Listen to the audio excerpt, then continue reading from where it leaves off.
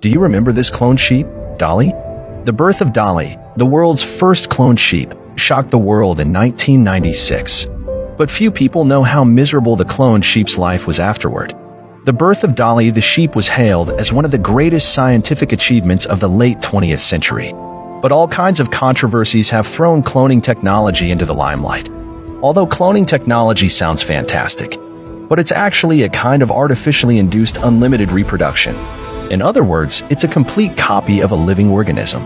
To become a new individual, Dolly was born without the involvement of any male sheep. Only 3 ewes were involved. In layman's terms, Dolly has 3 mothers and no father. Dolly the cloned sheep has been under observation by scientists since its birth. To test her ability to reproduce, she was forced to give birth to 6 lambs, but none of them survived. That's when Dolly's body began to become more and more fragile. All kinds of old age illnesses set in. The average sheep can live more than 12 years. But Dolly developed arthritis when she was only 5 years old. Her limbs began to stiffen. It was as if she was dragging 4 piles of stones on her 4 legs. But to make matters worse, by the time she was 7, Dolly developed a serious case of lung cancer. The disease eventually killed her. She coughed incessantly and was in agony. Scientists euthanized her in tears to ease her pain. From birth to death, Dolly the sheep lived her entire life for the scientists' cloning experiments. After her death, his body was taxidermied in the National Museum of Scotland as an experiment in human cloning. Perhaps Dolly's life was never her own from the moment she was born. Can you believe it? This is a fire truck from 30 years in the future. It isn't afraid of congested streets. It only requires a 60-centimeter gap to pass through, because its base is designed with a single row of wheels, and the main body of the truck is elevated, making it easy to avoid other vehicles on the road. As soon as it receives a fire alarm call, it can arrive at the fire scene to conduct rescue operations within 10 minutes. What's even more amazing, this fire truck has a drone-style lifting platform. Upon arriving at the fire scene, the top hatch of the fire truck will automatically open, and a drone with 10 propellers on each side will swiftly lift the firefighters. Going from the 1st to the 30th floor takes less than 50 seconds. Once they reach the designated height, firefighters will first throw in a fire-extinguishing grenade to reduce the flames, followed by using a high-pressure water gun for firefighting. Moreover, the drone platform extends an aerial passage to help trapped individuals safely evacuate. Such a fire truck is truly remarkable. If urban fire rescue adopts this kind of fire truck, the death rate from fires will drop significantly. Given that current fire trucks are very large, they find it almost impossible to move during peak traffic hours, missing the opportunity to rescue. Plus, high-rise fire rescue currently mainly relies on ladders, which is not only low in safety but also difficult to conduct rescues. This design is very unscientific. There's an urgent need for such a fire truck in reality. Do you think this fire truck can become a reality in the future? For those of you who use escalators every day, have you ever wondered where its steps end up?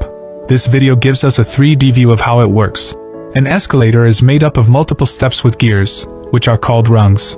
The flat surface of the steps is where we step, and the edges of the treads are painted yellow, which is used to tell us not to stand too close to the edge. There are 2 auxiliary wheels at the bottom of the tread to guide the steps forward. Each step is connected together by a chain of main wheels on the side, called the rung chain. This chain is secured to the top end of the step, and the track system guides these wheels. The step chain runs on the main track of the escalator, and the secondary wheels run on the secondary track. See the variation created by the spacing of the 2 rails?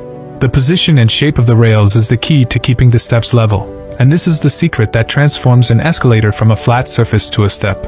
If the rails are slightly higher, the steps become uneven.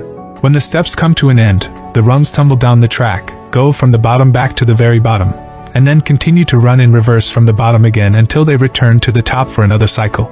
Driving the escalator is a motor at the top, and the machine chain is driven by a sprocket which is connected to the motor by a drive chain. There is also a small set of gear mechanisms inside the escalator which are used to move the handrail of the elevator, which advances at the same speed as the steps advance. All the parts are surrounded by metal structures called trusses, and the gear-like things at the top and bottom ends are called cone plates, and the grooves on them mesh with the grooves on the top of the treads, which not only prevents foreign objects from getting into the interior of the escalator, but also allows for smooth transitions to the floorboards when we use them. However, in the process of using the escalator or pay attention to safety, cannot play on the escalator. What time should I go to bed before I stay up late? Do you know what effects staying up late has on your body? After watching this video, I guess you will never dare to stay up late again. Do you think that if you don't go to bed after 11 o'clock, it's considered staying up late? In fact, it's really not. The real staying up late refers to sleep deprivation or sleep irregularity. So what is sleep deprivation? Let's say you go to bed at 9 hours every night, and then you wake up at 2 a.m. Although you have a regular schedule. But you don't get enough sleep. That's called sleep deprivation, and that's staying up late. And irregular sleep is when you go to bed at 11 a.m. tonight. Tomorrow you go to bed at 1 a.m. and the next night at 3 a.m. Extremely irregular sleep schedules are also considered late nights. See this, you may ask. So what time do you go to bed is not considered to stay up late? For example, if you go to bed at 3 a.m. every day, but the next day you can sleep until you wake up naturally. This is not a late night. At most, it is considered to sleep late. Although going to bed late and waking up late are not considered as staying up late, but it also affects the quality of your sleep. It's also detrimental to your health.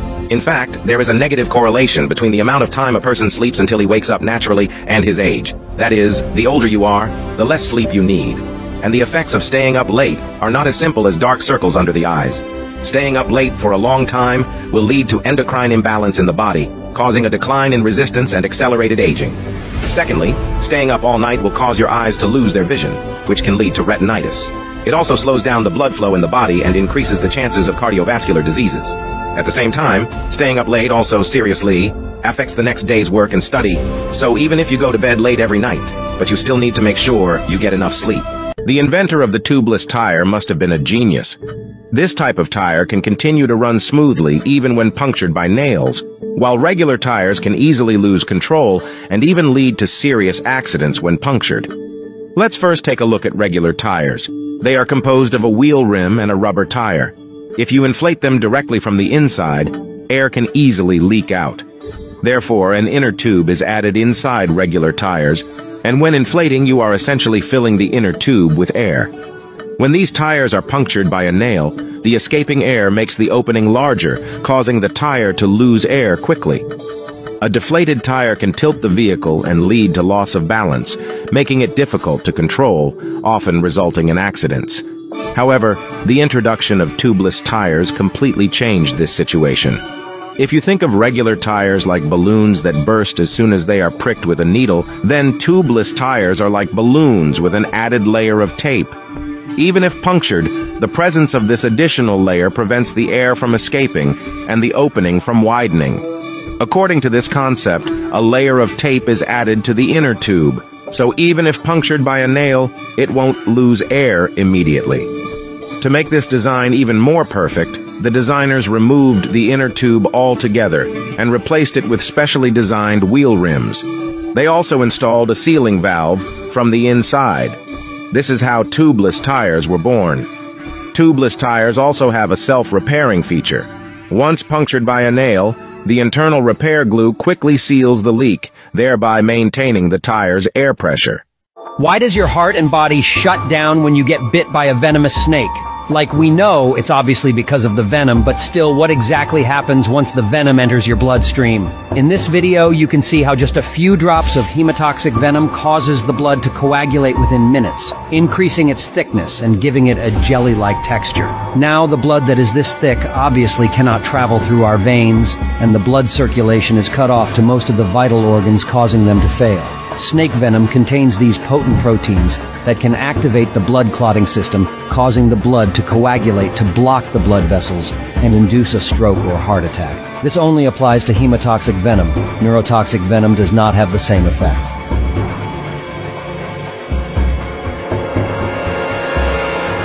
Here you can see a honey badger is caught by a python.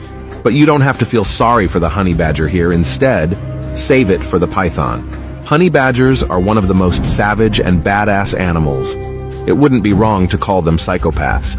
They simply don't care how big, fast, strong, or intimidating the other party is when it comes to a fight. In the wild, you can often see them taking on lions, cheetahs, and other animals that are much stronger and bigger in size. The main possible reason behind their ferocity is that they have very few natural predators in the wild, and their thick, loose skin can withstand bee stings, porcupine quills, and most of the animal bites. This allows them to interact with other animals with literally no fear at all. And to top it all, they are also immune to snake venom. Thank God their average lifespan is only 24 years.